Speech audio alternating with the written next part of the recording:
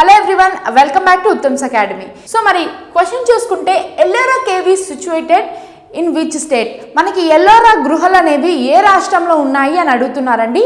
మనం ఈ ఎల్లోరా గుహలు మొత్తము ఒక సింగిల్ రాక్తో క్రేవ్ చేశారండి.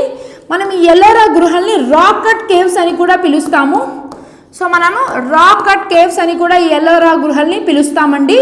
మెయిన్గా ఈ ఎల్లోరా గుహల్లో హిందూయిజం గురించి, జైనిజం గురించి, బుద్ధిజం గురించి క్లియర్గా ఎక్స్ప్లెయిన్ చేయడం జరిగింది. ఎల్లోరా కేవ్స్లోని రాళ్ళల్లో మనకి ఆ హిందూయిజం గురించి కానీ వాటి గురించి చెక్కబడడం జరిగిందండి. సో మనకు ఎల్లోరా కేవ్స్ అనేవి కొంచెం పాపులర్ అని కూడా చెప్పుకోవచ్చు. ఇవి ఏ రాష్ట్రంలో ఉన్నాయి అంటే మహారాష్ట్ర స్టేట్లో ఉన్నాయండి మనకి ఎల్లోరా కేవ్స్.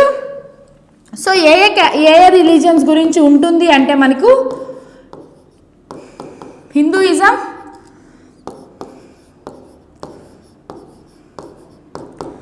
బుద్ధిజం మరియు జైనిజం అండి. సో మనకి ఈ మూడు రిలీజియన్స్ గురించి మనకి ఎల్లోరా కేవ్స్లో చాలా క్లియర్గా చెప్పబడి ఉంది. ఇది వాళ్ళ daily shot. Thank you for watching and have a nice day.